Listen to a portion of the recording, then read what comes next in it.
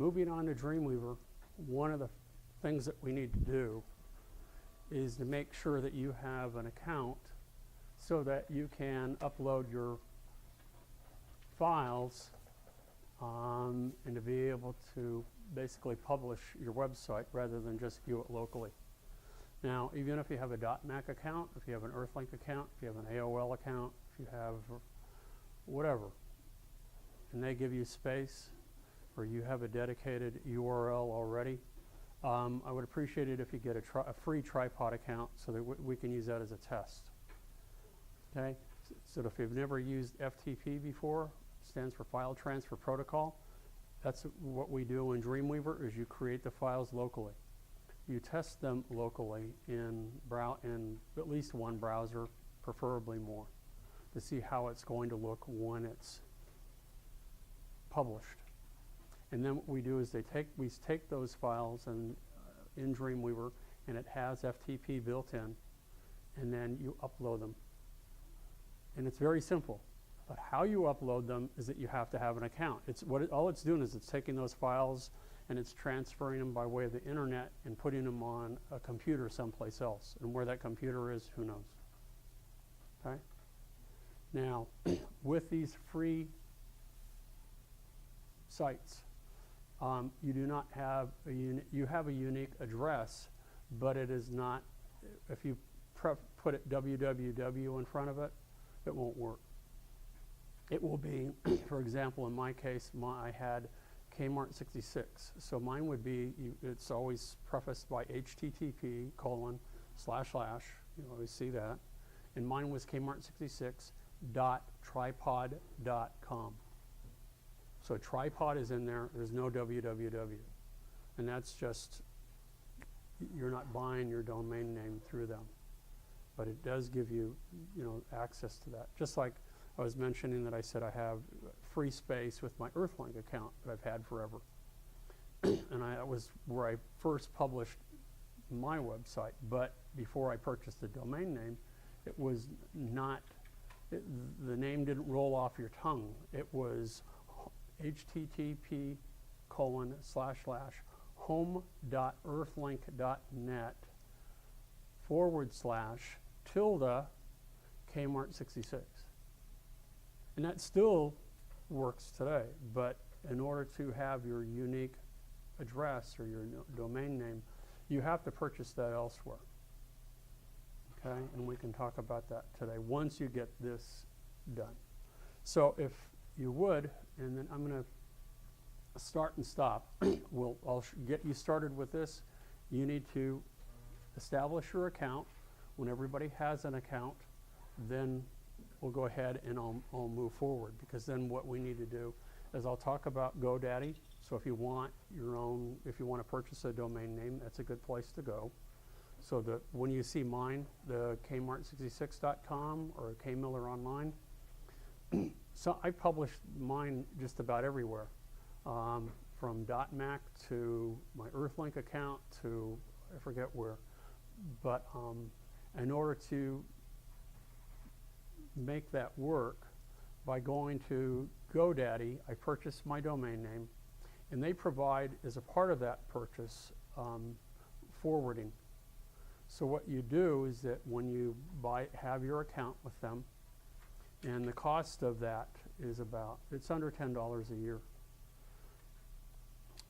You go to your account and you put in for mine, Kmart66.com, you put in that URL, the one that I mentioned before, for example, the Earthlink account, where it's home.earthlink.net /Kmart66. You put that in there so that when someone types in Kmart66.com, it goes to GoDaddy's servers. That when it gets to that address, it forwards it to my Earthlink account. So it's under the hood, it's behind the scenes, no one sees any of that.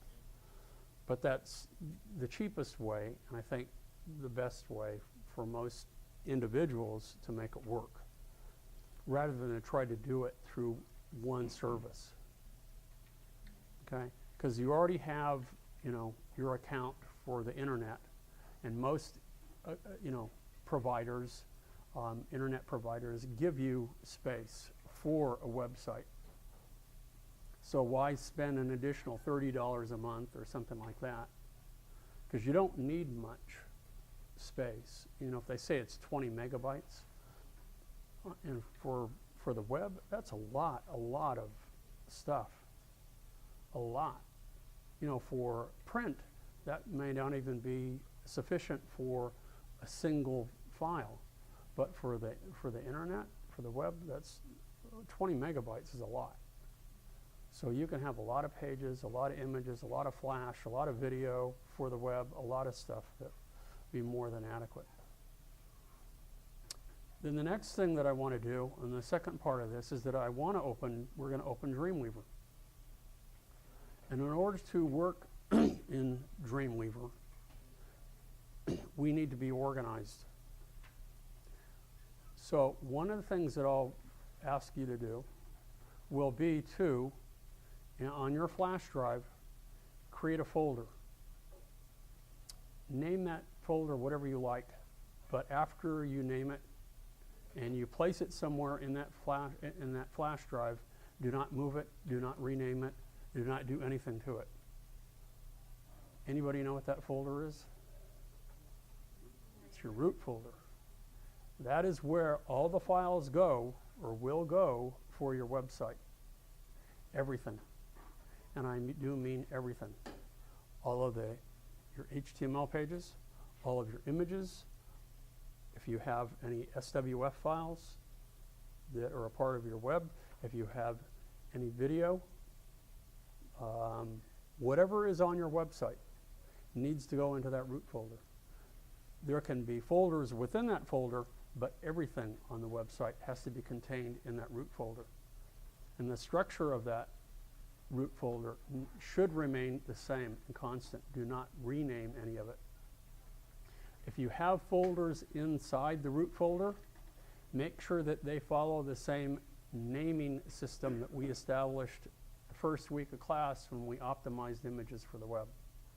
The root folder itself lies on your local computer. So you can name it whatever you want. You can put spaces between words. You can use capital letters, special characters. It doesn't matter. But any folders contained within that folder will go up onto your your site, and they have to follow that naming structure that I talked about. Okay? So if you go to www.tripod.com, and it will automatically add the like hosts. It says write a blog, build a site, share your photos, start now. So you just click here. And they're going to try to sell you lots of options here. You don't want to buy anything. The first one they have here, free website, 20 megabytes of disk space, 1 gigabyte of monthly bandwidth, free blog tool, free site building tool, all this. I mean, we're not interested in any of this stuff except for the free 20 megabytes of disk space. That's what it gives us, and an address. And then you just click sign up. And then what you're going to do, just follow the instructions. If you want, and this is what, when it asks for your address, just use the school address if you want. You don't have to give them your home address. The username, the first two that it asks for, a username and the password, are extremely, extremely, extremely, extremely important. Please write them down and put them in a safe place. It may take you several tries to find a unique name. If I were to put in my username is Kirk Miller, there's hundreds of Kirk Millers out there. It would somebody I'm sure has already used it. So you're going to have to try and try and try until it accepts it, and it says, okay, this is your account name. And it may not be, almost guaranteed it won't be your first choice. And it will be important that, as it states here, the username has to consist of letters A through Z. It can also use 0 through 9, and you can use dashes and a single period. So it's giving you the structure of that. So that you write down in your notes exactly what that username is. The second thing is the password for your account. And again, that can be whatever you want. But, make it simple, make it complicated.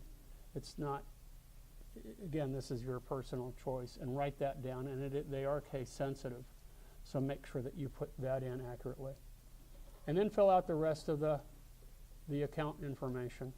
And when it says marketing preferences, uncheck all of these if you want. Then you're going to have to enter these words that you see down here so that you know that it knows it's not some bot coming in here trying to create all of these false accounts or fictitious accounts. And then you select agree. And basically what you agree to is that you're not going to put any pornographic images on the internet. And that probably they own the rights to everything that you put on there. And a lot of them do that. Anybody have a... Sometimes the name. Huh? Sometimes the name. Yeah. There is if you don't read those... I mean, I became aware of this myself with... God, what was it? It was Facebook. That if you put anything on your Facebook account, that they own or share the rights to any images or videos or anything. It's all, they put it in the agreement. So you're putting up these images, whatever, thinking, oh, this is my little domain and I'm sharing it with my friends. And, in most cases, it's not going to be any big deal. But just be aware of that. What did I say? Pornographic material, that. I guess they will also want to make sure that whatever material you put up, you own the copyrights to. That if you are infringing on someone else's copyrights, that you kind of take the hit if something happens. So those are their their principal concerns. So I want everyone to go ahead and set up their account. I'm going to go ahead and turn off my video, and then in a half hour, what is it? Maybe, well, at 9 o'clock. At 9 o'clock, I'll ask everybody, make sure that they have your account. If some of you don't, I'll move forward anyway, only because what will happen is that they're going to see a flood of requests coming from the same place, and it tends to shut it down. So you may have to continue at home. And that's where they think it's kind of a bot or something that's going along, and it's all computer generated that's trying to create these accounts. So they may put brakes on it. Okay? And then we'll move on to and use that information in Dreamweaver. I have a question for you. Okay, let me turn off the video. So let's go ahead now and take and test this to see if it works. To do so, make sure that your account works. So now what I need everybody to do is to open up Dreamweaver. Did everybody also, okay, if you weren't able to establish an account, you're not going to be able to test it, but we'll go through the motions anyway. As I mentioned before you established your account, did you set up, create a folder that we're going to use, that we will use as a root folder? And again, to repeat, and it doesn't hurt to repeat this, is that your root folder is a folder in which everything, and I mean everything, is located in your website. A single folder. Okay? So I have 3 of them here for the past couple semesters, and this is my own personal one.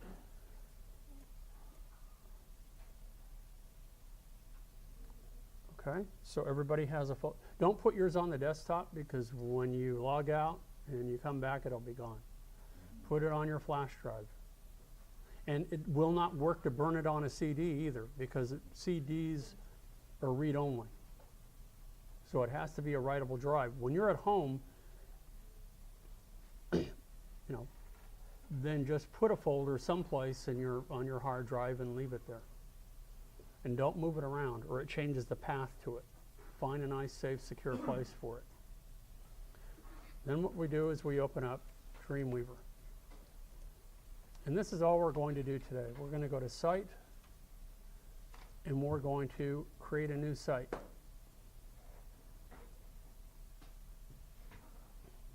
Okay? And release that, and then it comes up. It may come up basic, it may come up advanced. I'm going to put it advanced. And there's only a couple of these categories over here that we have to fill out. Did everybody find that? Let me cancel again. Go to Site, New Site. And after the site has been built, then we will manage sites. And you'll notice that I have 3 of them here. And if I want to edit these, rename them, remove them, export them, which we'll do in a moment, will be very important. That will be important. So if I want to edit this, we'll see right here. Okay.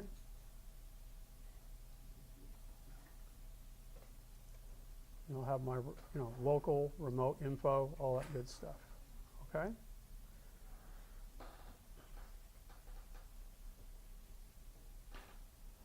So when you log out of the computer, when you come back to manage sites, you won't have any because it will reset it.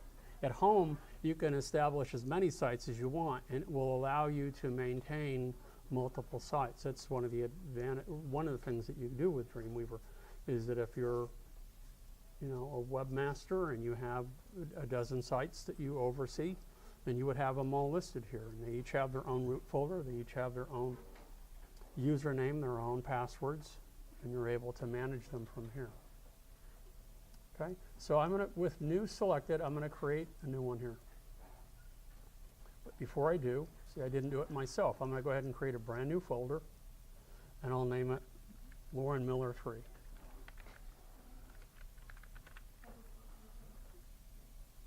You can name this, when it's local, you can name it whatever you want.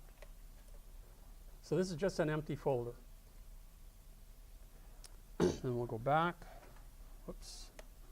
to, I'm going to go Site, New Site. Now you'll give the site a name, and this can be whatever it wants, what you want it to be too. So I'm going to name it, just keep it easy for myself, I'll name it Lauren Miller 3. You name yours whatever you want. And again, because the site name is local and it pertains to a file that you'll make in Dreamweaver, you don't have to adhere to any naming systems. Now, yeah, it can be. It can be whatever you want. I find myself, to make things simpler, if the site name is the same as my root folder, then I know that they go together. And it's especially difficult when you're managing multiple sites. What was this one again? Especially if they're related to one another. This now, everybody got that? Now local root folder. This is the part that's really important. You created your root folder. Click on the icon to the right. You should, under devices, you should find your flash drive. Mine is on my desktop. So I'm going to select the folder, Lauren Miller 3, and then select Choose. Okay. Now, if at any time later on you move that folder someplace else, you will break the path to it. And because websites are not, when you create your website and your web pages, they're not like a Photoshop document or Illustrator. They're not self-contained. The HTML might be in there, but there are links to everything. There are links to your images, links to your SWF files, links to movies, links to whatever. And if the paths get broken to that, then you may have seen going to a website and you see a square or rectangle where a photo is supposed to go, and you see a little question mark. That the web page, the HTML has in there, it knows a photograph is supposed to be there, and it's linked to it, but it can't find that link. There's a broken link. It was either deleted or somebody moved it, or something happened. And that is really a very disappointing experience when you, especially when it's your own. When someone else's, you know, well, so what? But then you tend to lose interest in the website. Okay. The next is optional, but I don't think it's a bad idea, is that you can create a default image folder inside there, because it can get really unruly with all the images that you place in your document. I mean, we can have multiple folders within this folder, but for starters, we can go ahead and have a single image folder. So you click here, and notice that it automatically goes inside your root folder. Well, I'm going to create a new folder and name it Images. If you want to create a folder that has movies, you know, Flash, whatever, you can name, you know, you can have multiple chapters in here, multiple folders to help organize all the files that are going to go in here.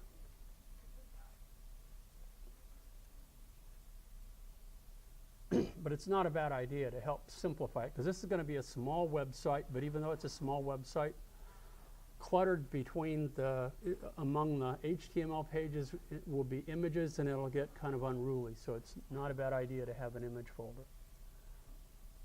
The next is very important. And now, if you haven't established your tripod account, this is what it will look like. If you have, then go ahead and put this in. Mine was Lauren-Miller.tripod.com.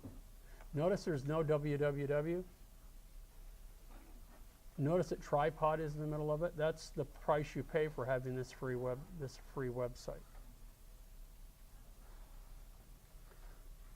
So, it allows hyphens when you're establishing your username. This is the username that I established with Tripod was Lauren-Miller. That was acceptable. Yes.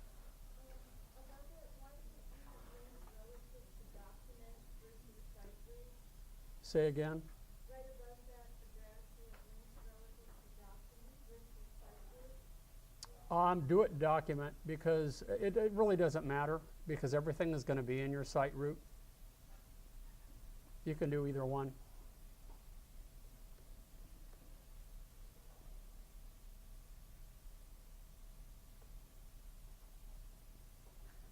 Now we're ready to switch to the remote info.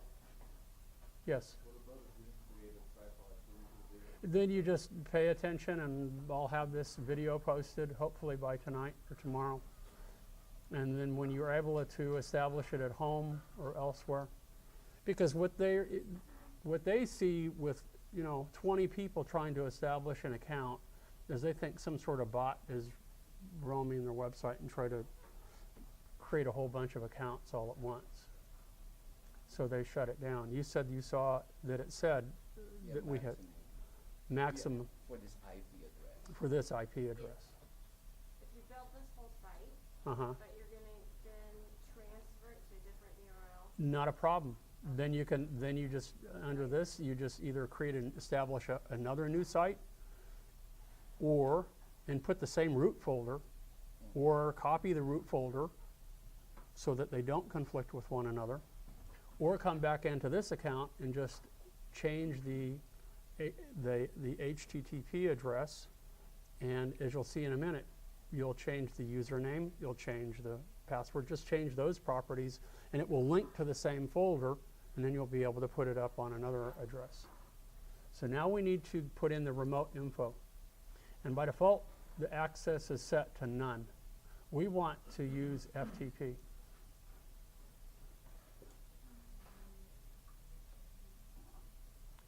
Which again stands for File Transfer Protocol. Remote info. Where it says, select Remote Info to the left under Category. By default, it's set to none. Select FTP. Under FTP host, what we're going to use is ftp.tripod.com. Now, if you have an Earthlink account, if you have one with your phone company or whatever, you're going to need to contact them, or you need to go online to see what theirs is. Because I'll show you what mine is in a minute with Earthlink. It's different. It's www.ftp or hyphen, no, I forget what it is. See, you have to write it down because it's different than this. So it's always the FTP address? No. No, that's what I'm telling you. Write it down because I just forgot my Earthlink one.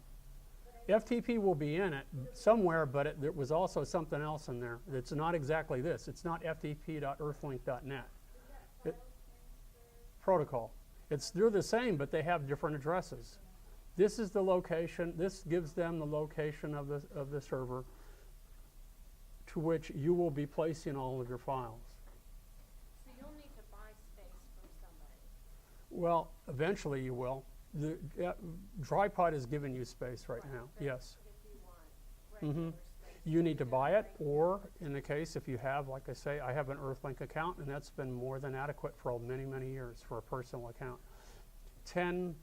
Well, if you have internet service at home provided by somebody, could be Roadrunner, it could be, I don't care who, they usually give you, 10 megabytes of space, some maybe 20. And as I mentioned a few moments ago, for websites, especially personal websites, that's a lot of space. A lot. You could have lots of images in there, but remember, they're only 72 pixels per inch, and they're small images, so your web pages need to be small. Who gives you space? Your internet provider, most of them do. Oh, okay. They don't advertise it. You think I'm just getting, this is my access to the internet, and I can go online and I can email my friends, or I can, use a browser and go on the web, or, do a variety of things. But they usually give you a little bit of space for a personal website. So they would give you their FTP. You're going to have to find out what their FTP is, yes. And if you can't find it on their website, you might give them a call or do an online chat with them and hunt around for it.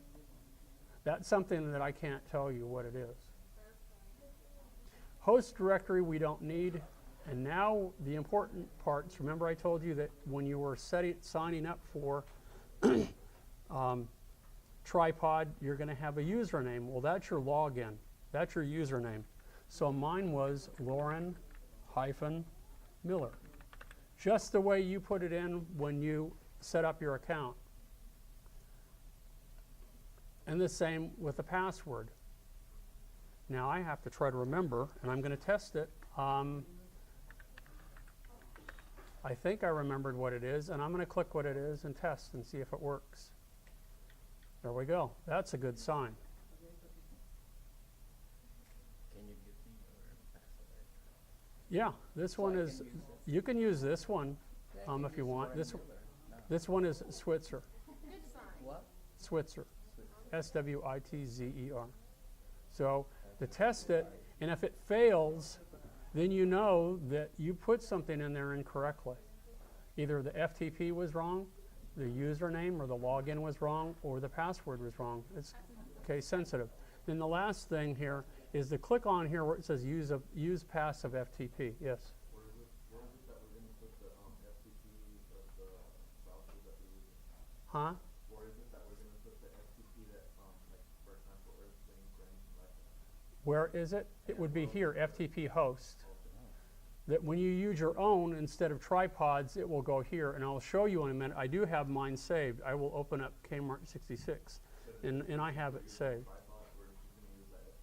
Well, everybody's going to use Tripod as a test. That's where you can go in and test to make sure everything works. And some will make it permanent, and some won't. Some of you want something that's more elegant, because these things look pretty ugly. Because they have lots of ads at the top and the bottom, and there's no way you can compete with those. They just look horrible. That's all we need to do right now, but there's lots of other stuff. There's server testing for when you're using dynamic, creating dynamic websites, server-side stuff. So if you have a testing server that's local, And you know, if you're using ASP, JSP, PHP, all that stuff, and that would be something that's local. We don't have one of those. Yes. Can you go back to that remote info? To what? To which? Yeah, you checked passive FTP, what does that mean? I'm not sure. Default. Huh? It's a default. It's a default? Yeah. I just know that sometimes if you don't check it and you try to upload your files, it won't work. So we don't need to know what that secure FTP is, we never check those things. No. Mm-mm. You don't want to automatically. It says firewall settings and server compatibility, so I just know over the years it works. You just don't check those. What about, does he want to automatically upload files on save? You don't check that one? No. Because maybe you're in the middle of, you've saved the file and it's not complete. You're saving it because you're leaving class, you're going to go home, you're going to come back, and you're going to work on it some more, but it's not finished. If it uploads on save, you're going to put up an incomplete file. And that can be damaging to the rest of your website, because what if you haven't established all the links, or what if it's missing items or something? It could be a horrible experience for someone. Yeah. And the one below it, enable file checking and checkout? Enable file check, well, that's up to you. That's typically, it's enable file check in and out. I mean, it's a nice feature, but most of the time on large websites, you're working in teams. And it's a way of keeping track of who worked on it and when. So what you do is, if you enable file check in and out, then, okay, I'm working the graveyard shift from 12 to 8 in the morning, and I've been given notes that this is what I need to do. And when I'm done, you know, when I go in to work, I check out some of these files, I make revisions to them, and I'm done my job, and I check them back in, and I'm done. Well, the next person who comes in at 8 o'clock in the morning says, okay, now I'm going to check them out, and then they can see, oh, Kirk Miller was the last person who checked these out. I'm going to see and make sure that the changes there have been revised and everything is okay. It's a way of keeping track of who's working on it and what they've done.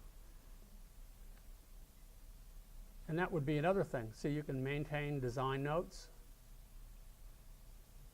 And what would design notes be? Those can be notes to yourself. They can be notes from an art director. They can be notes from a client. They can be notes from a lot of different things. In this class, it's unnecessary.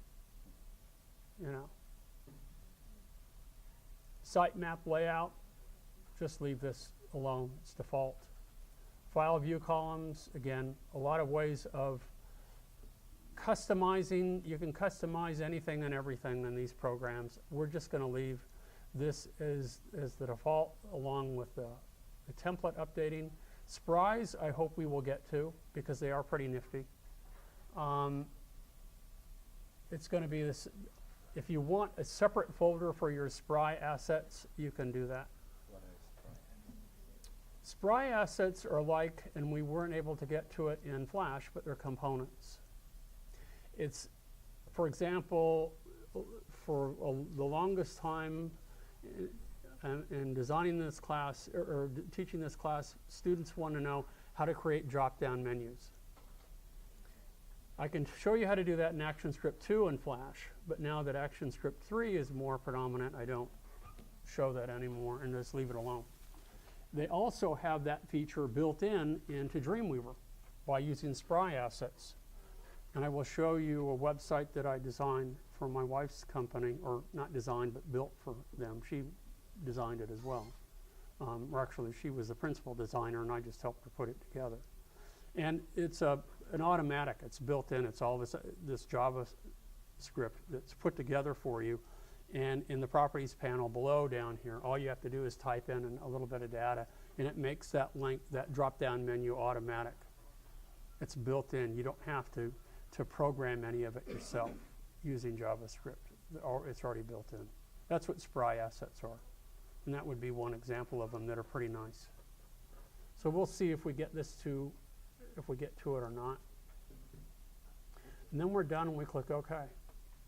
And you'll see that right now there's nothing on our website. We don't have any files. That's okay. because I'm going to show you, and I think this is in reference to what you were talking about the other day. Okay, I mean, you can work on your web anywhere in the world, as long as you have access to the internet. And you're obviously at a computer, and you have the software that you're using. So I've already built this site. And let's say, for example, I designed this at home. How do I get all of this information? You know, I've thrown it up onto the server. It's published for everybody to see. Now I'm at a different location, and I'm working on someone else's computer, but I need those files. How do I get them?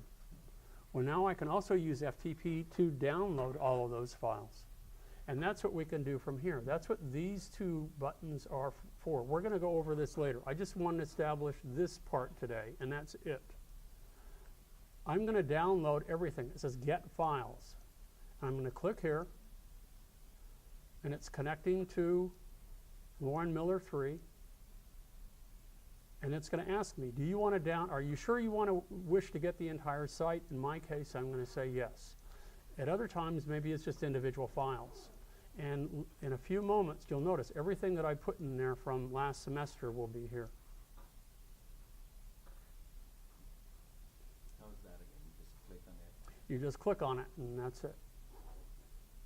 See how it's getting all my HTML pages? It's getting all the ActionScript. It's getting, or the JavaScript, and there we go. This is everything that's in my remote folder that now I've made this one current.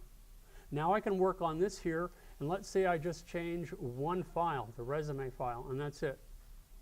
Then I can go ahead and select it, and I can use this button to put the file, meaning I will put it back up onto the server and replace it. Or I can do this, I can just click on here and drag it on top of this one, and by doing so, it will replace the old with the new. It's that simple. Because, you know, every time you revise your website, you're not going to upload the whole thing. You're just going to revise and make changes to individual files, and that's it.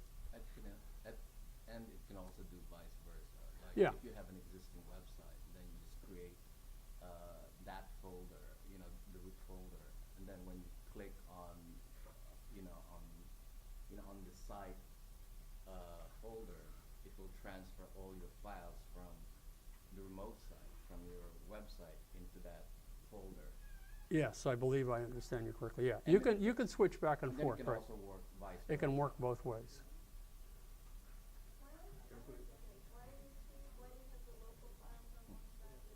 Well, that's it. You have local files. You can only, if they're local, it's just that. I can only view them on this computer, nowhere else. I can't view them on that computer or that computer, and I definitely can't view it on my computer at home. The ones to the left are the remote site. That's the tripod account that we just created. By shifting these files over here, and because you have nothing in here in yours right now, by taking the files that you create here in your local and shifting them over here, that publishes it. That makes those files available for everyone in the world to see who has access to a computer and the internet and can type that web address on their browser. That's how it works. My question is to do with the root folder. You have your root folder, for example, here we have it on flash drive. So when you take it out of this particular computer, it's not available on the web anymore. Is that what it is? Oh, sure it is. No. Oh, because you uploaded it already to Tripod. Correct. And then you can go home and you can establish an account and a root folder and download everything there. And it stays put and it's not in a flash drive or anything. Then you can work back and forth. Okay, so you have this root folder in your flash, and then you go home, and then you can download it from tripod.com.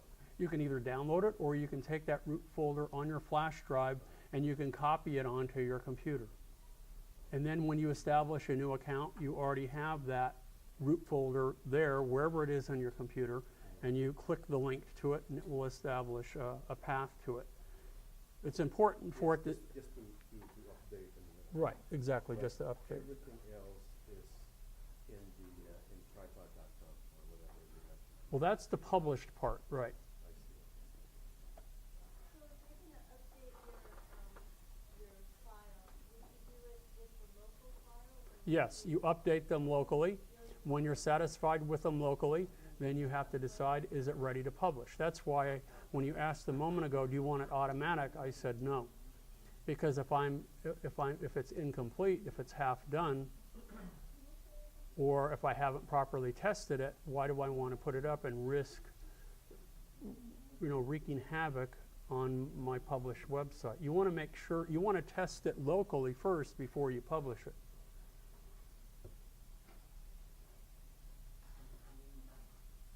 Now, the way I'm teaching this semester, because we still don't have CS4, I'm still balancing back and forth. I'm going to use not all CSS to design the web pages. I'm going to combine tables, and I'm going to combine layers, and I'm going to combine CSS to format the text and a variety of things that for a personal website still works pretty well.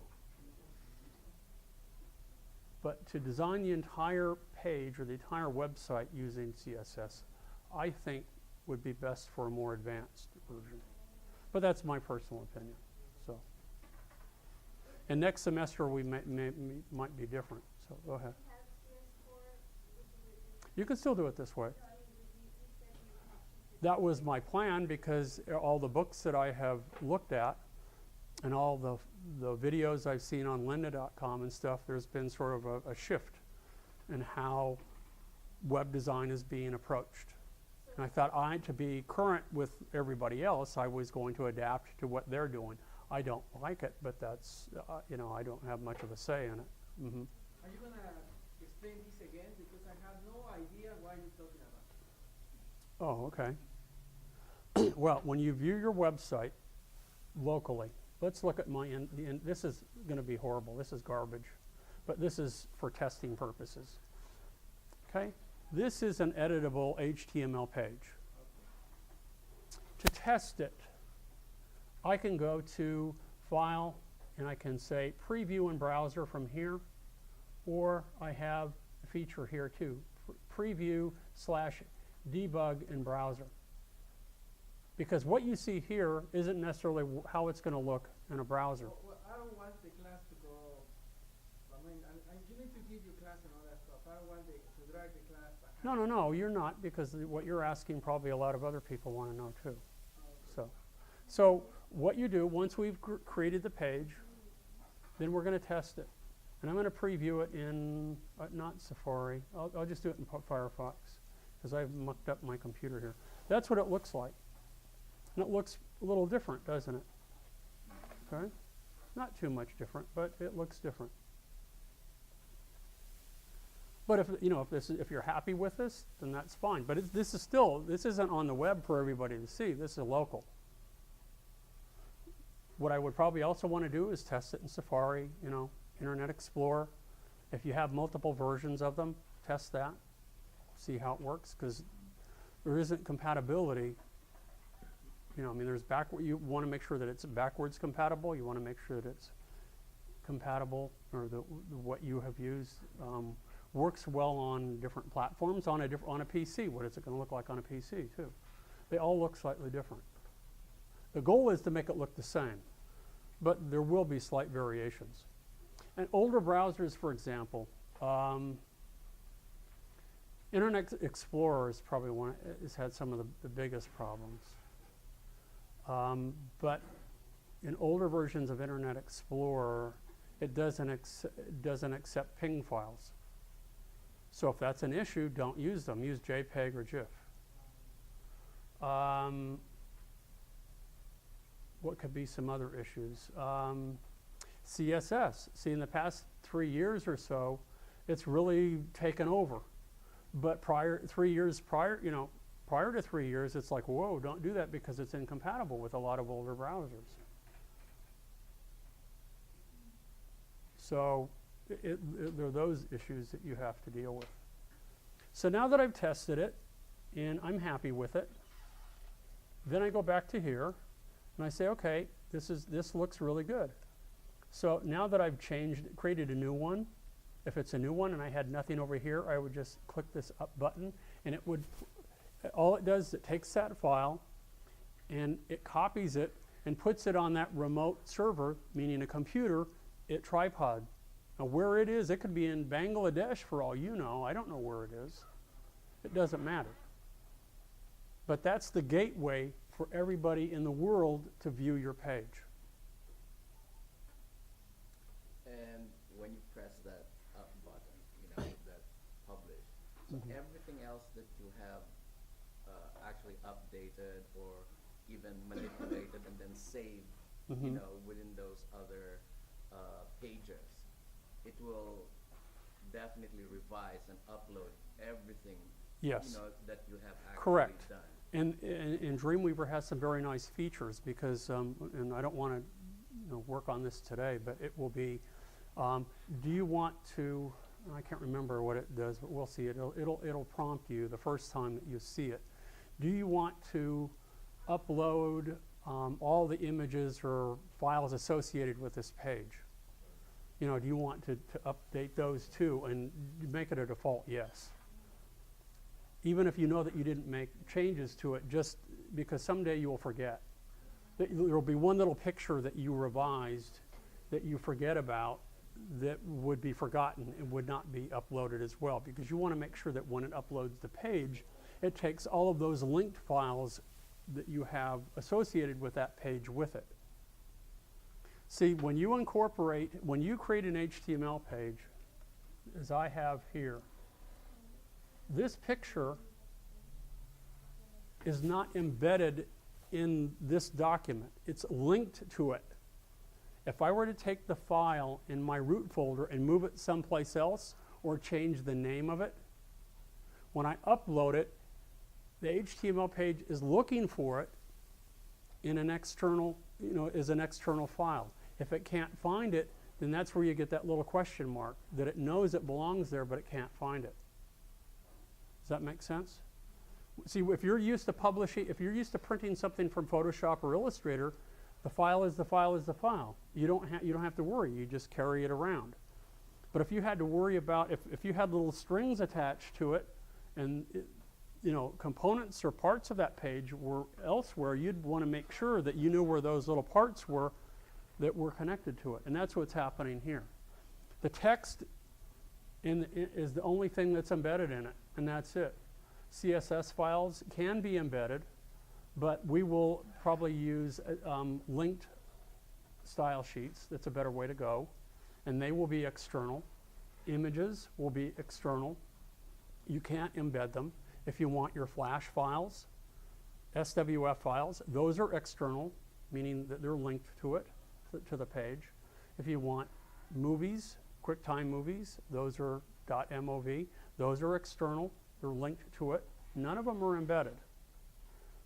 The text is the only thing that's inside that page. So where was I going to go with this? See, I took the detour and now I forgot where I was going. I was pretty much done.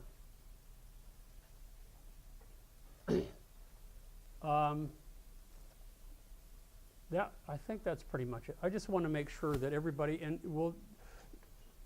we're going to start, I will review this again Thursday, because what I want to do is I want to make sure that's your homework between now and Thursday, is to establish a tripod account.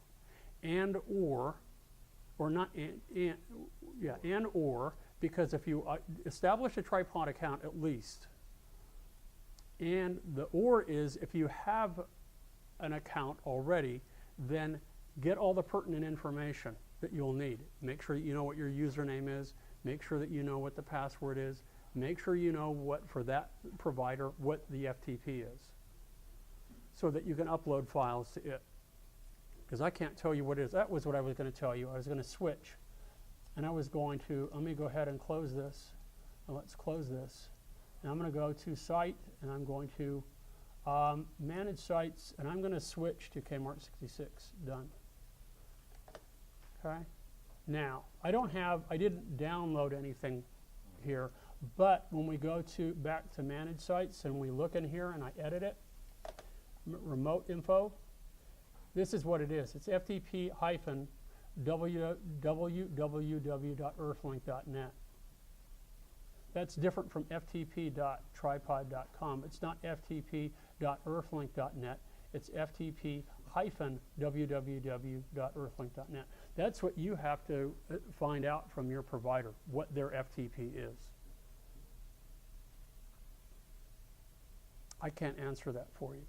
That's why, to make sure that we're all on the same page and we can all at least design a basic website in here, I'm telling everybody to have a tripod account so that we can at least make that work.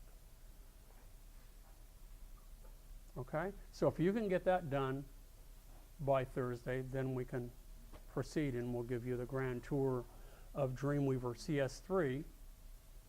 And then after spring break, we'll introduce CS4. And everybody, including myself, will be confused. And that's no exaggeration. So, yeah. So if you were just working in CS4, you would mainly set up your site with CSS? No, not necessarily. But it has nothing to do with CS3 or CS4.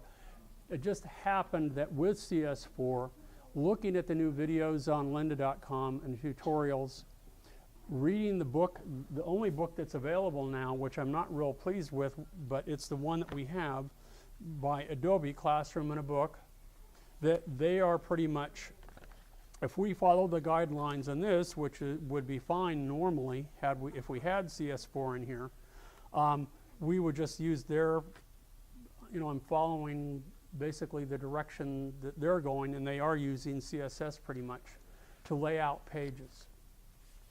We're using CSS in here, but it will be to format text, links, and that sort of thing. Okay? So it will be up to you. It depends. It's not chiseled in stone, and I haven't heard any definitive words from anybody about what is absolute. They all work. It's just that just seems to, I'm personally a little bit disappointed myself because CSS, when you're designing a page using CSS, it's not intuitive. Meaning, and when I say intuitive, I'm thinking in terms of how I, in the past, have designed pages in InDesign, Quark Express, Illustrator, Photoshop, okay? I have a piece of text, I move it there. I have a photograph, I move it there. I have a block of text, I put it there. I have something else, I put it over here. And there it is, and I'm done. That's intuitive, right? I mean, when you're sketching, I'm sketching something here, I move my hand and I move it over here, there, and it stays put. It's not the case with CSS. You have to think extremely methodically. And as you're going, you're typing in code. You're typing in these CSS rules. And there can be a gazillion rules. We will go to some sites where you can see all the rules. And to look at it in total, it is really overwhelming. We can watch on lynda.com and see how they proceed. And you can see, and as you're doing it, you go, watching them, you go, yeah, that makes sense, but you have to have a preconceived notion of what this thing is going to look like. It's very difficult to go back afterwards and to really change things around. If you decide later on, oh, I want that photograph over here and I want this over there and this, that, it takes a lot of work to change the rules. And in Dreamweaver, like you can do the same things that you were doing, like if you want a block of text, you just move it there, type it. Yes, you can, if you use the way that we used to do it. But will it generate CSS? Yes and no. Some of the things it won't do for page layout is that it won't automatically generate the CSS. For text it does, and it has for a while. It automatically generates the CSS. But it's embedded, and that's not the best way to go. But it's easier to export it, and then once you've exported the CSS, the rules for your text and that sort of thing, then to attach the style sheet. What I found disappointing over the past few years is that the direction that web design seemed to be going for many, many years was a WYSIWYG approach. What you see is what you get. And that has, the dynamics of it has changed. So for folks like me who are visually oriented, you know, and who have paid it, you know, have done it in such a way for so many years, and this goes back 10 years, you know, you get accustomed to building it a certain way, and now suddenly the rules have changed. It's like, whoa, you know, I mean, it's, now you got to shift gears.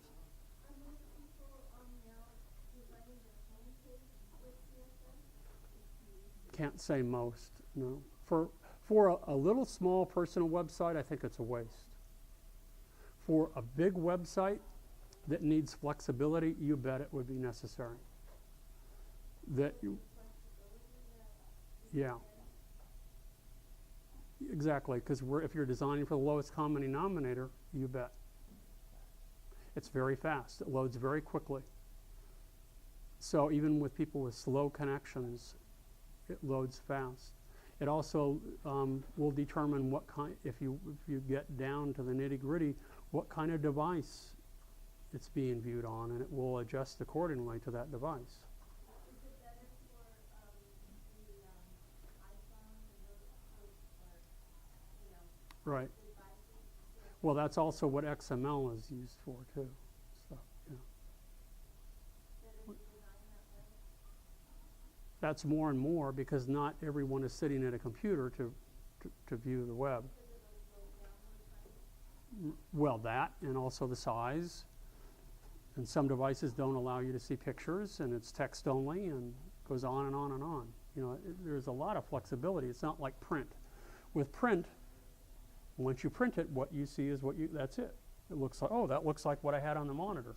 Well, with web design, you have to be, you don't have to be, but many people want to be really flexible. The way I've designed this class is with the designer in mind. Someone who wants to put together a website, as many of you do, to promote your portfolios or yourself or that sort of thing. It's visual. I want it to be visually rich, to stand out, to make it look as close to print as possible. Because I find most websites that have been laid out using CSS to be pretty boring. You know, there's 2, 3 column, and then, okay, and that's how my blog is at the moment, but it's convenient. It's easy to edit. If you're constantly making edits or changes, then that's another reason to use CSS. The ones that you then they look pretty limited. There was some that They're varied, but that's one page. Go by design 100 pages using that and be that visual, and it'll be a huge task. It's okay for the first page to grab people's attention, but then after that, why do you want to do that? so it takes a lot more time, you think? Yep. Yeah, unless if you're a programmer, maybe it doesn't. But yeah. Can these all different options? Yes. Right. There is correct. There isn't and that also is what is going to make it challenging. What will make it difficult. There isn't one way of doing it. And I'm not used to teaching the class that way. In my 3D modeling class, for example, I am used to teaching it that way. That here are a set of tools at your disposal. Okay. Anybody watch the Yankee Workshop on PBS? Ever seen Norm Abrams? Guy lives back east in Massachusetts or something like that.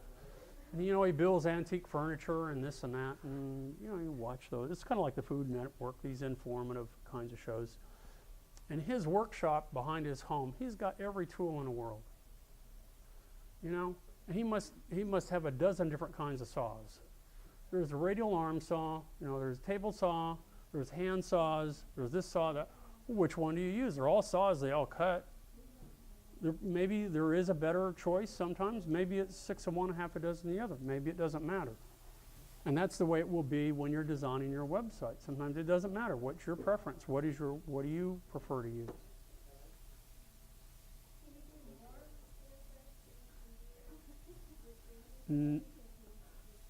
What do you mean, can you do more with CSS?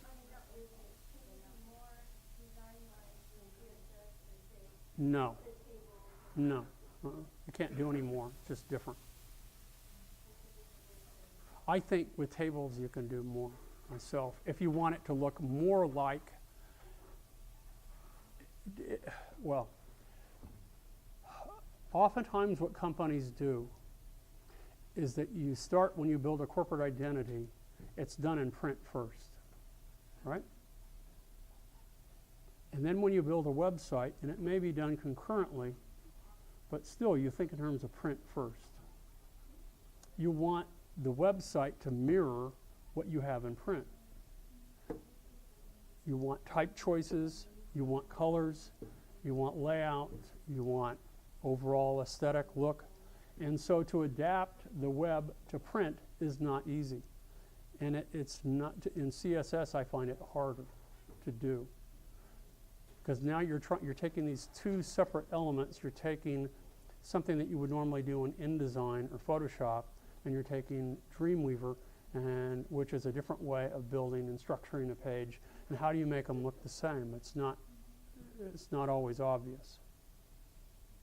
You had another question, Cindy?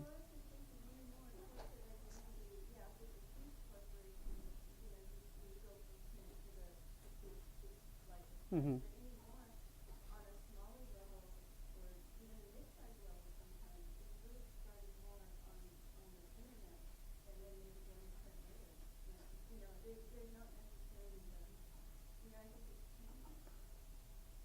If it's a web-based company, then sure. But if it's a brick-and-mortar company, no. What's the first thing you do when you go into and you have cleaners? I don't know. You know, you have your business card. That's the first thing that you do. You're going to have flyers, point of purchase displays. You're going to have maybe a little brochure. You know, you do that first. Then you want to get clients to have access through the web. Then you build, build receipts. You know, your invoices, all that stuff. It's all done in print first. Even little, but if it's an online store, then you're right. Then you wouldn't. It would be reversed. And you think it's harder to go from print to a site using CSS? It's harder to use CSS to accomplish that than I think, for me it is. I'll just say that. I don't think it is. I know for me it is. That doesn't mean it is for everybody. Do you think that we can maybe later on to go in more in depth and compare the different formats, the pros and cons of each one of them? So when we get to the choices that we know what will be the best tool to use. We'll try. Yeah, we'll try. And the reason I say that, just to make sure that we have time to get everything done. The other is that, you know, I plan on showing some of the lynda.com videos. And to be perfectly honest with this transition, I don't feel that they've adequately explained the transition either. It's all kind of floating out there, and I haven't not fully understood why the change. Are there any CSS templates in CS4? Yes, and there are in CS3 too. There are some templates that you can build. And if you know CSS, or if you know enough, like with the action script to be dangerous, you can use those templates to build, and we will do that. If you find those layouts acceptable, then by all means you can use them. There are some templates. In Dreamweaver 3, when you put up a new page and then you go to templates, there are none. There is CSS right there, but there is no code. There is nothing there. No, there are some. There should be. Maybe they didn't do it, but I will hunt and see and make sure I know where they are. But there are lots of templates that should be available. And if you want to adapt from them, sure, and put your own content, by all means, sure. Okie doke. The remainder, huh? Regarding this one, regarding the local and the remote side, now that I have your site right here on the local side, how do I now generate the split, Oh, okay. the split screen? You can go ahead here. Let's wait a minute. Yeah, this is the initial, after clicking OK, and then it Right. this Let me see. Expand it. So it pulls it out. Now you So I have don't, so I don't have, I don't no, have you that. have to connect. And then once you connect, Okay. then you'll see it. Does it say, Uh-huh. how do you pull up the split screen with the remote and the local? Normally, question is, how did I bring up the local and split screen? Normally, let me go back over here and switch to this one.